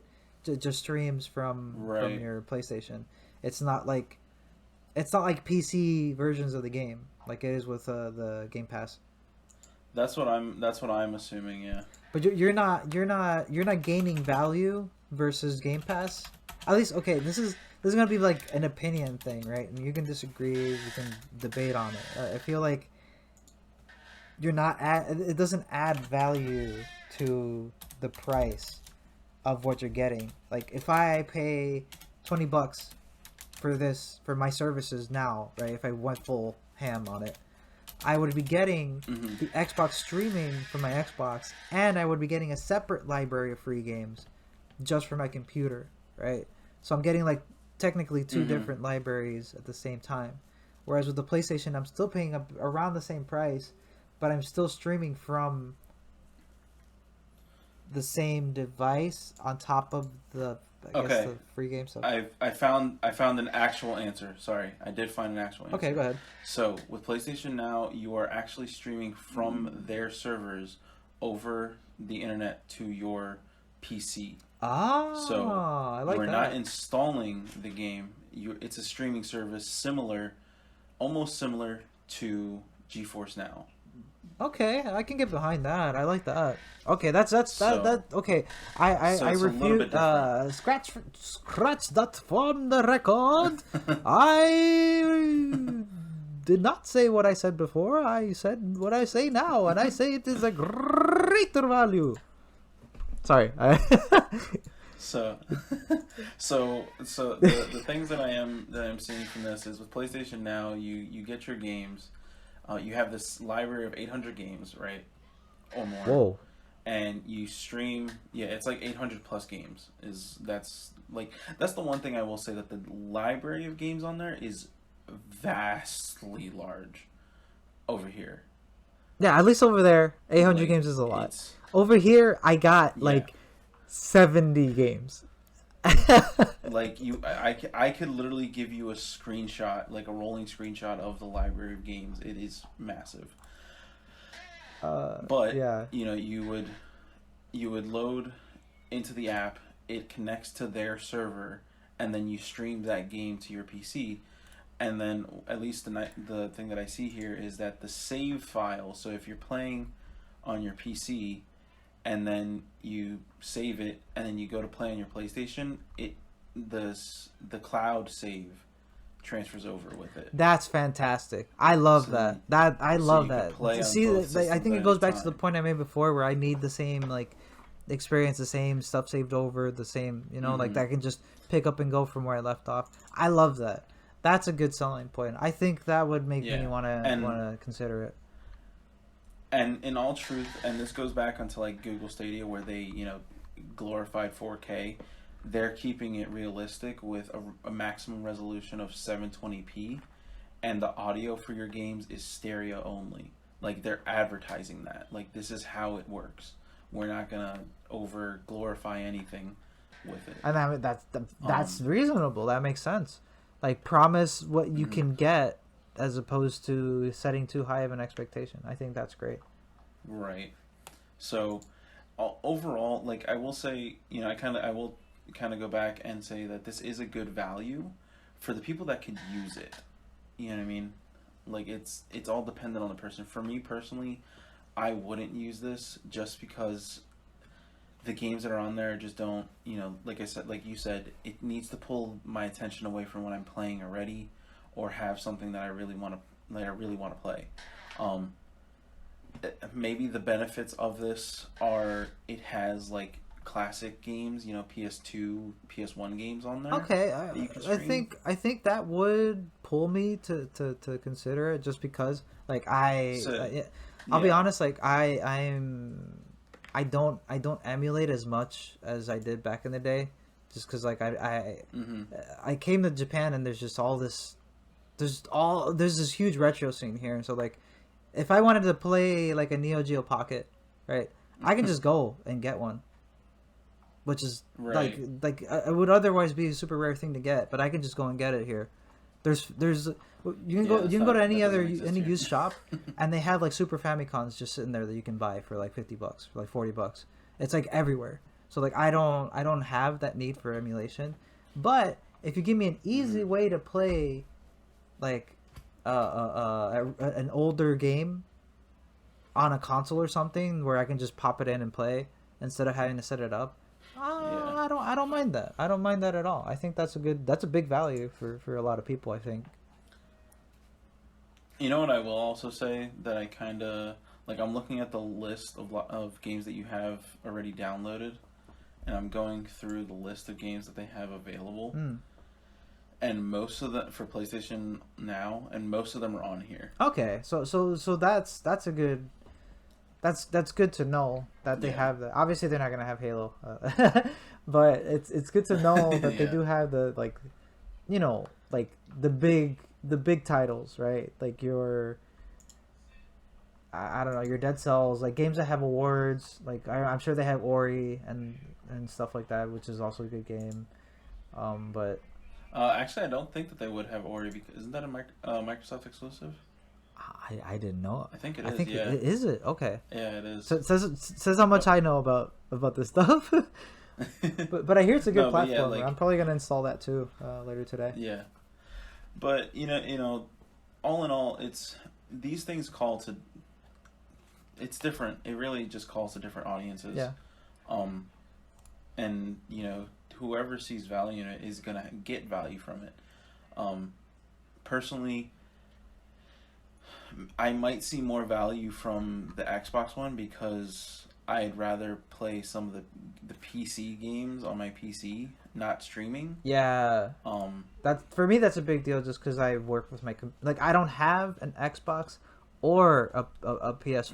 Mhm. I have a Switch and the gaming rig. Yeah. So for me that's where my value is. I would rather have this because I have no I could get the PS Now service and stream to my computer if because like you said I'm streaming from their server. Like I don't have a PlayStation or have to have one technically speaking, right? mhm. But Technically, no, yeah. those aren't PC games, right? So like I Right. can't They're just PlayStation games. like if I'm playing an FPS. So you need to get a PlayStation controller. Yeah, exactly. um, But yeah, it's one of those things like truthfully, and to go into place like games as a service type of thing and streaming game services overall, it really just depends on what your need is. And that's why all these different things are coming up. You have Game Pass, PlayStation Now, PlayStation Plus. You have GeForce Now. Like all these different avenues for streaming a game. It really just depends on that audience that they're trying to target, because they're providing services to different people. mm, You know what I yeah, mean? yeah. It's not like not every service is going to be a one fits all type of thing where my service is going to touch everyone in the world and everyone in the world will use it.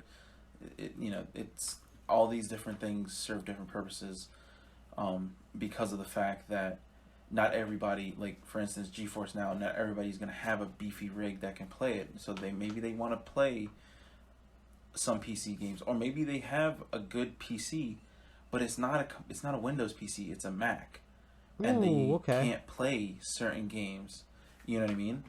And so at least with GeForce Now, they can connect to this app and connect to this remote PC that is a Windows PC and play those Windows games. I don't know if it is available. I'm just I don't know either. I need to look. Like Yeah, I but when you I said would that, I was assume, like, that sounds amazing. But do they have it on Mac? yeah, Uh, the your GeForce. device anywhere, yeah, Mac, right, Okay, all yeah. right, they do have it. All So right, no, yeah. You know what? You brought up a point that I didn't think about, and that is very, very, very, very big for Mac users. I think that's really good. Yeah. yeah, because I know one of my friends here, and he is ready to buy a PC. Like he wants to build a PC because he wants to play so many of these PC games with like me and other friends, but he can't because he has a Mac, and he'd rather use a Mac because he used to do a lot of graphic designing, and Macs are perfect for that, you know. Yeah, and they are. Yeah. Um, so it really just depends on the audience that you're going for, you know, and like Steam Link. Steam Link is a different audience. Like for that, I feel like they're targeting those the really hard gamers that have those beefy PCs that just want to play on the go. Like they just want to play their game while they're traveling, you know, or keep up, you know, or like just keep up with simple things like, oh, I'm traveling and I want to keep up with my dailies because if I don't, I lose my streak. Yeah, Type of thing. exactly. You know, so that's a different audience altogether. And then you have, you know, the whole Xbox and PlayStation where they're more. I feel like they're more targeting for the market, where they're kind of offering similar things, but their marketing is very different on how they do it. Yeah, Especially with Microsoft now that they're including EA, you know, their EA licenses. That's a lot of games from EA's side, like Skate 3, for instance. That would be like that's one of my favorite games, like skateboarding games, and you can't play that anywhere else. they're also working on a new So skate game apparently, based on what I hear. I did hear that. Yeah. But you know what I mean. Like that's a whole new library What? of games that Microsoft owners are going to be able to play. Yeah, yeah. I'm sorry, I'm just surprised So they have. This game wasn't even that great, but it's on. They're gonna have it. They're gonna have. So it's a game called Black. Like it was just like an okay game Mhm. for the Xbox, like the OG Xbox. Mm-hmm. But like why though? Like why though? It's one of the, you know, they provide it as a service. They don't. I think it's more just an EA thing. Like they don't know what to throw in there, so they're throwing in what they got. That's pretty funny. 'Cause, like, It's a funny way of putting it. I gotta say, but I have these Dragon Age games. Like I own, like the games that are showing Mhm. up that like I would play. I already own. Like I own. By the way, SSX. everyone, like 70% of these titles are sports titles. Yeah, and I'm not gonna get the sports side. Like I have Mass Effect for like I have Mass Effect for the PC. Like I own the game. Yeah. Okay, well, I mean, I guess it's good to have that option, you know. And you did Yeah, mention and this one. I would say too. I would play it if I had an Xbox. I don't think I can play it on the PC. Yeah. Like, I can't play. I don't think I can play this on the PC. I don't know. We'll see. Yeah, we'll see. Who knows? Since you have it. They'll throw a nice surprise. But yeah, it's one of those things. Like I like the, because I was always a big, like, again, I guess I can say against Microsoft's Xbox Live thing, which is why I never purchased it when it was a thing, when I did have an Xbox. But this Game Pass mentality is very different and very, it's beneficial for a lot of people, not just people with Xboxes, because if you have a nice PC, you can have games now for free. Well, not for free, but like with this service. It's kind of nice to. It's just good for people with no money. Or, you know, like you have a small budget and you don't want to spend $60 every month for one new game. You spend max of $10 a month, and you have a ton of games every month to play. And So it's rotate around with, right? Because mm-hmm. I tend to be the type to like cycle through 4 games on any given day. Like yesterday, I played 6 different games, right? So Yeah. like I'm just that type. That's why I have like a significant amount of games on my computer. Like I go here, pop in this And in, pop in this in, pop in this in, and stuff. you know what's another thing that I kind of like with this whole, pay for a service and get a bunch of games type of thing is you don't have that buyer's remorse. This is true. Yeah. You know what I mean? Because like with brand new games, and it's not as big of a deal with, like, let's say you buy through Steam, because Steam does have a return policy if you don't like a game. Yeah. But like for Xbox and PlayStation, if you buy a brand new game and you don't like it, what's your options? Yeah. You traded in for half the value. It sucks. It's so unfair, you know what I mean? And that's why like I know it was a thing, back in the day because people used to bootleg games. And they implemented the law that you can't return games, that's a thing in the States. Well, that's stuck around, but not. I know it's still a thing that you can bootleg games, but it's so different now to bootleg games because things are digital.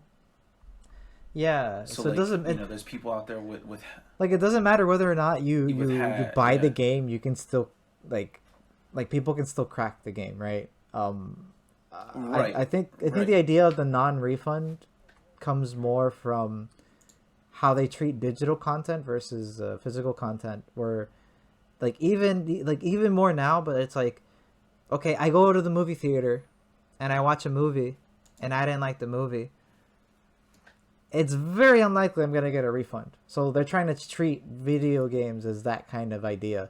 Like, you got the game, you played the game, you don't Yeah, like the game, but you already played it. mhm. So tough luck. You know what's the nice part though is like as long as if you at least here in the States, if you don't sit through the whole movie, like if you don't watch more than 50% of the movie, you can still get a refund. I didn't know that.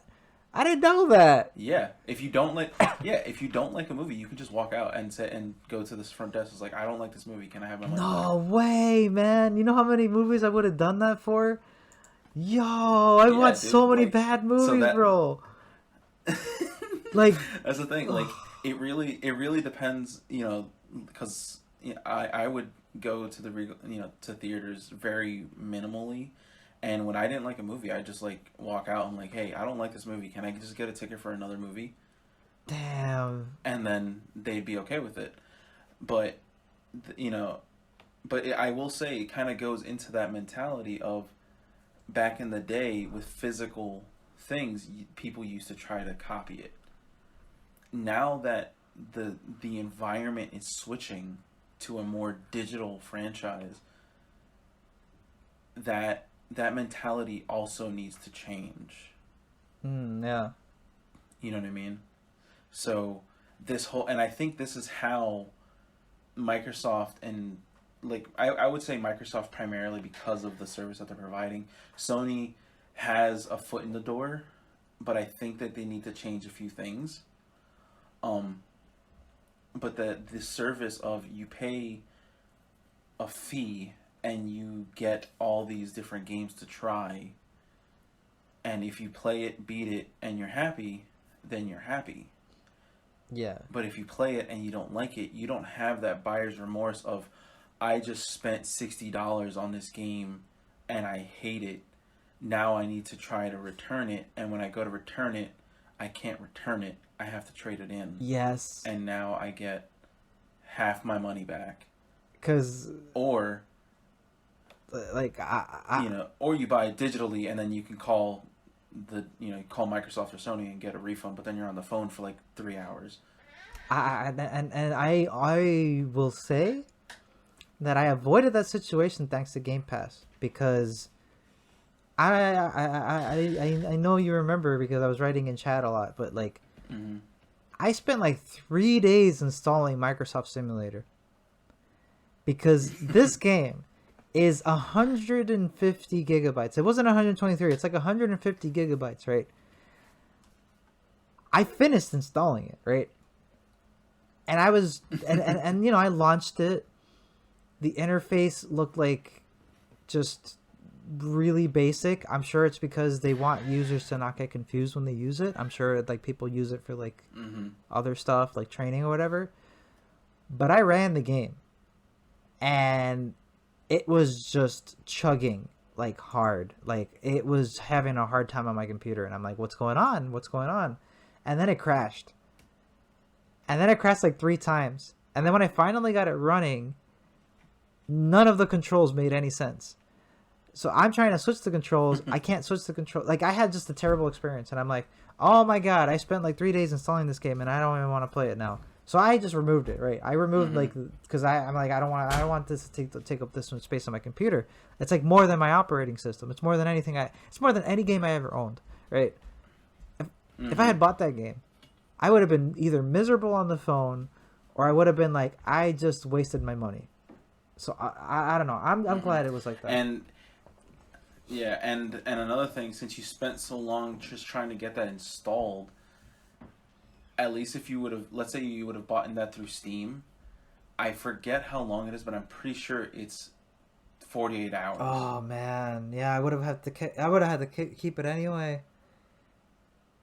So the return, you know, like I you know, don't quote me on that, but like the return policy on some of the places, even though they have a very, you know, they have a return policy, which is nice on digital items, it's still like if you run into an issue like that where you're buying something and then it takes you forever to install it, and then you play it for God knows how many, or you try to play it for, you know, more than 2-3 hours because you're just trying to play the game, and then you finally decide, all right, I'm done with it. Well, now it's too late. Yeah. So at least with this, you don't have that remorse. You're just like, okay, I'm done. I'm going to delete it. I'm happy. I can keep moving on. Yeah. Like, and it's not something that you spent, you know, because if it, you know, flight simulator, the flight simulator games. Yeah. I'd play that. Flight simulator. You know, they're not cheap. They're pretty expensive. So yeah. I'm pretty sure it would have been a more frustrating experience if I didn't have Game Pass. So it was a good investment. Yeah. Yeah. Because just to put an example on the side of I've already committed and paid for something, I bought GTA 5 like forever ago, and this was like the second time I bought it because I had it for the 360, and I bought it again for the PC, and it ran fine. No problems. It ran just fine, and then like, I mean, this game's pretty old. I guess I forget how long this game's been out for, but I want to say like 2013. Yeah, that's wow. It's like 7 years ago. No. I think it's actually been longer than that. Yeah. So I started having problems with it in like 2016. Yeah, 2013. And I had a better computer at the time, and I started having problems a year after I had my new computer.